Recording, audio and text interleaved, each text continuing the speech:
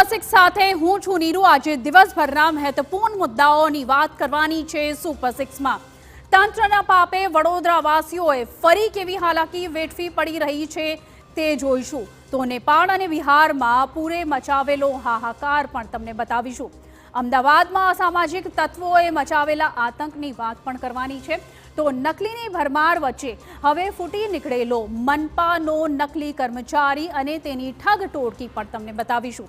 સાથે જ ઇઝરાયલે લેબનોન બાદ હવે યમનનો કેવી રીતે વારો કાઢ્યો છે તે પણ જોઈશું। પણ સૌપ્રથમ નજર કરીએ આજના 6 અલગ અલગ મુદ્દાઓ પર। તો આજે સૌથી પહેલા મુદ્દામાં વાત કરવાની છે વડોદરાની।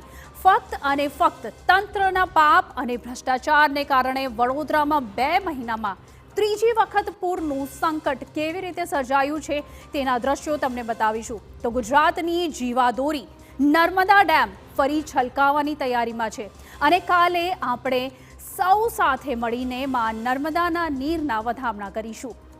બીજા મુદ્દામાં જણાવીશું નેપાળ અને તેના કારણે બિહારમાં વરસેલા કુદરતના કોપની રેકોર્ડ બ્રેક વરસાદ અને ભૂસ્ખલનને નેપાળે ફરીથી હચમચાવી નાખ્યું છે। તો નેપાળમાં ભારે વરસાદ અને બિહાર અને ઉત્તર પ્રદેશમાં પણ કેવી રીતે તબાહી મચાવી છે તે પણ જોઈશું।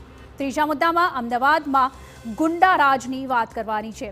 અમદાવાદમાં અસામાજિક તત્વોએ એવો આતંક મચાવ્યો છે કે તે જોઈને તમે થથરી જશો। બેફામ બની રહેલા લુખાઓ સામે હવે પોલીસ અને તંત્ર પણ શું કરે છે તે જોવું રહ્યું। પણ અનેક ગંભીર સવાલો અહીં ઉઠી રહ્યા છે।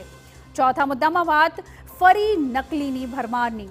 સુરતમાં નકલી અધિકારીઓનો રાફડો ફાટ્યા બાદ હવે સકંજામાં આવ્યો છે એસએમસીનો નકલી કર્મચારી કે જેની ઠગાઈ કરવાની મોડસ ઓપરેન્ડી જાણીને તમે પણ ચકરી ખાઈ જશો। પાંચમા મુદ્દામાં વાત કરવાની છે કલેક્ટરના ક્રોધની। તો ગ્રામસભામાં એક અરજદારે ખોટી રજૂઆત કરતા કલેક્ટર એવા બગડ્યા કે અરજદારને ખખડાવી નાખ્યો। કલેક્ટરનું આ રૌદ્ર સ્વરૂપ પણ અમે તમને બતાવીશું અને તેના રોષનું કારણ પણ। અને સુપર સિક્સમાં અંતમાં વાત કરવાની છે યુદ્ધની। ઇઝરાયલ અને હિઝબુલ્લાહ વચ્ચેની લડાઈની આંચ હવે વિશ્વના અન્ય દેશોને પણ દઝાડી રહી છે। લેબનોન બાદ હવે ઇઝરાયલે યમનનો પણ વારો કાઢ્યો છે અને નસરલ્લાહના મોતના વિરોધમાં ભારતમાં કયા શહેરમાં મુસ્લિમો મધરાતે રસ્તા પર ઉતર્યા છે તે પણ તમને બતાવીશું।